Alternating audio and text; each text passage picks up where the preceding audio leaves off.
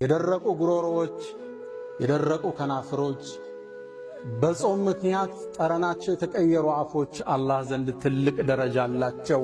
ነቢዩ ዓለይሂ ሰላቱ ወሰላም የቁም ለኸሉፉ ፈም ሳኢም የጾመኛ የተቀየረው የአፍ ጠረን አጥየቡ ዐንደላህ ሚን ሪሒል ምስክ አላህ ዘንድ ከሚሸት ከሚያምር ምስክ በላይ ተወዳጅነት አለ።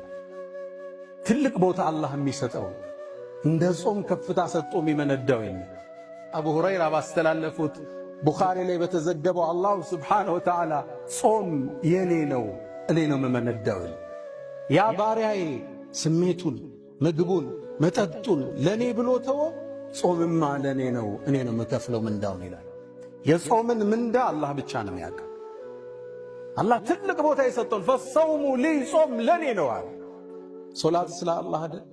ቁርአኑ ስለ አላህ አይደለም? አዎ፣ ግን ኢዳፈቱ ተሽሪፍ አላህ ሊያልቀው የኔ ነው አለ።